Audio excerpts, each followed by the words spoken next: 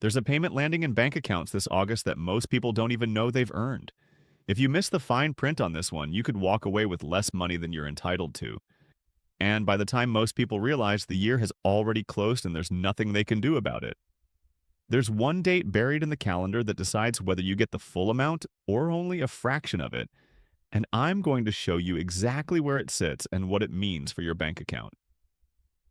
This affects hundreds of thousands of New Zealanders, and the payment itself is confirmed to land by the 15th of August, 2026.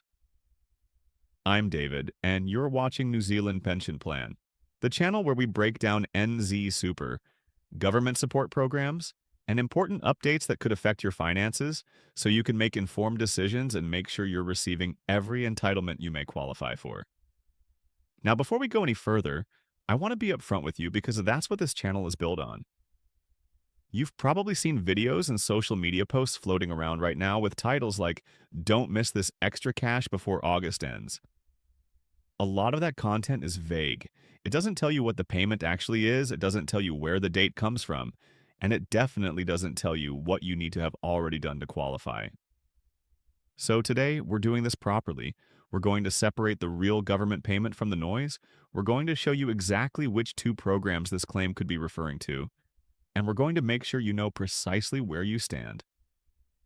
Stay with me, because there's an important distinction later in this video between a deadline that's already passed and a payment date that's still coming. And getting that mixed up is exactly how people miss out on money they're actually owed. Let's start with the one that genuinely lines up with an August date, because this is the one most of these videos are likely talking about whether they realize it or not. It's the KiwiSaver Government Contribution, and it's paid out by inland revenue, not by work and income. If you're a KiwiSaver member aged between 18 and 64, and you've been contributing to your account, the government tops up what you've put in. For every dollar you personally contributed during the KiwiSaver year, inland revenue adds 50 cents, up to a maximum government contribution for the full year. That KiwiSaver year runs from the 1st of July to the 30th of June. So the year we're talking about right now covers the 1st of July 2025 through to the 30th of June 2026. Here's the number that matters. Inland revenue pays that government contribution into your account by the 15th of August 2026. That's the date. That's almost certainly where this "before August ends" claim is coming from.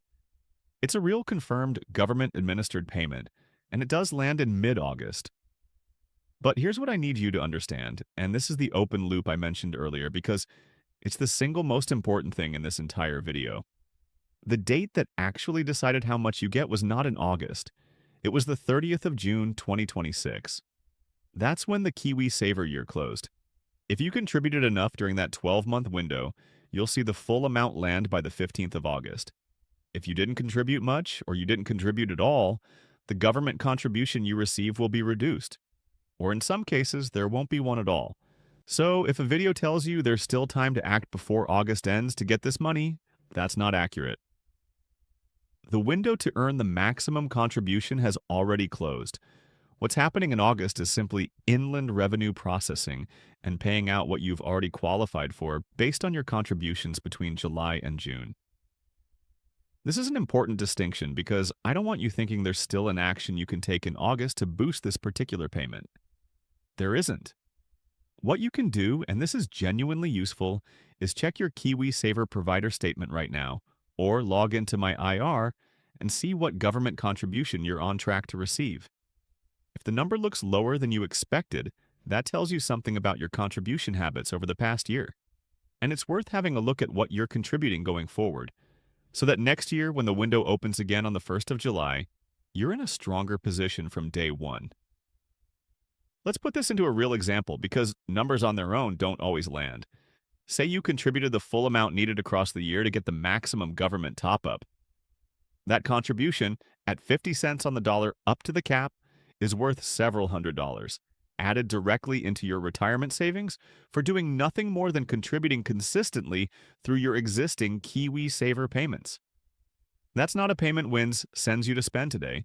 It goes straight into your KiwiSaver account and stays there, growing as part of your retirement fund. But it is real money, it is confirmed, and if you haven't checked whether it's landed yet, that's something worth doing this month. Now, I want to bring in the second program that people often confuse with a payment ending around this time of year because this mix-up causes a lot of unnecessary worry, and I've seen it come up again and again in comments on pension and benefit videos. That's the winter energy payment.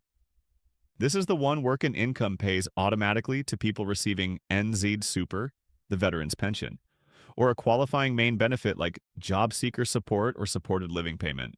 It's designed to help with the cost of heating your home through the colder months, and unlike the KiwiSaver contribution, you don't need to apply for it. If you're already receiving an eligible payment, it's added on automatically. Here's where I need to correct something important, because this is exactly the kind of detail that gets twisted in vague, clickbait content. The winter energy payment does not end in August. It runs from the 1st of May right through to the 1st of October every single year. August isn't the end of that payment, it's right in the middle of it. If you're currently receiving it, it will keep landing with your regular NZ Super or benefit payment all the way through September, and it won't stop until the beginning of October. So, if you've seen a headline suggesting you need to act before August ends to keep receiving winter heating support, that's misleading. There's no cutoff in August. The real end date is the 1st of October, and even then, it's not something you need to apply to stop or restart. As long as you remain on a qualifying payment, it simply switches off automatically at the end of the season and comes back again the following May. Now let's talk about the actual dollar figures, because this is where a lot of viewers want the specifics. If you're single, the winter energy payment is currently $20.46 a week. If you're a couple or you have dependent children, it's $31.82 a week, and that's paid to one person in the couple. The system isn't set up to split it between two separate bank accounts. Over the full 22-week season, that adds up to real money. For a single person, that's over $400 across the winter. For a couple, it's just over $700 in total. And I want to stress this again because it matters. It's non-taxable. What lands in your account is yours in full. It doesn't reduce your NZ Super. It doesn't affect working for families, and it doesn't count as income for anything else you might be receiving. There is one catch worth knowing, and this is where people sometimes get caught out without realizing. If you're planning an overseas trip during the May to October period, you can generally keep receiving the winter energy payment for up to 28 days while you're away. But if your trip runs longer than that, you need to tell work and income before you leave. If you don't, and you end up overseas for longer than the allowed period while still receiving the payment, that can turn into an overpayment, and overpayments have to be paid back.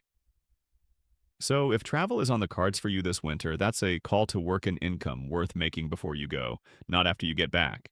I also want to touch on something a lot of viewers ask about, which is whether receiving the winter energy payment or the KiwiSaver Government Contribution has any impact on your NZ Super rate itself. It doesn't. NZ Super is not means tested, and these two payments sit completely separately from your main pension. Your NZ Super rate is reviewed once a year on the 1st of April, based on wage growth and the Consumer Price Index. That happened already this year, launched on the 1st of April 2026. The rate for someone living alone increased to $1,110.30 a fortnight, an increase of $33.46. If you're sharing accommodation, the fortnightly rate moved to $1,024.90, and if you're in a couple where both partners qualify, each of you receives $854.08 a fortnight.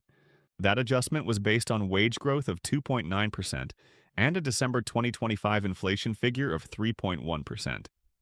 The next review isn't until the 1st of April 2027, so if anyone tells you there's another NZ Super rate change coming before then, treat that with real caution, because nothing has been announced for a mid-year adjustment. Let's bring this all together, because I know that's a lot of detail, and I want to make sure it's crystal clear which action applies to you. If you're a KiwiSaver member, the action is simple.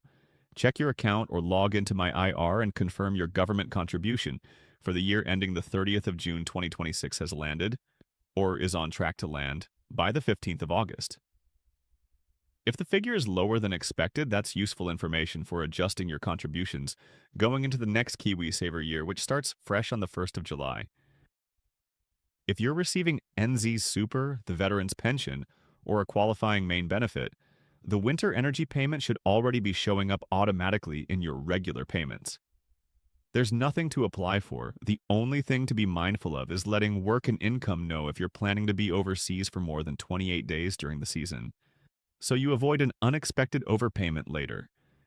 And if you see a video, a post, or a headline telling you there's a mysterious, unnamed government payment about to disappear at the end of August, take a moment before you act on it. Ask what the payment is actually called, which department administers it, and where the official confirmation comes from. In this case, when you trace it back, it leads to two very real, very legitimate programs: the KiwiSaver Government Contribution and the Winter Energy Payment. But neither of them works quite the way the vague headline suggests.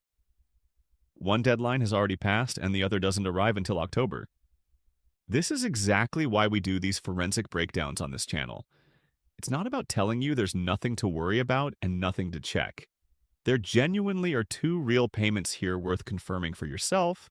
It's about making sure that when you take action, you're taking the right action based on the real dates, the real departments, and the real numbers, rather than reacting to urgency that isn't grounded in anything official. So here's what I'd encourage you to do this week. Take a moment to consider whether either of these applies to your situation. If you're in KiwiSaver, check that contribution figure. If you're on NZ Super or a main benefit, glance at your next payment and confirm the winter energy payment is included. And note in your diary that it continues right through until the 1st of October, not August.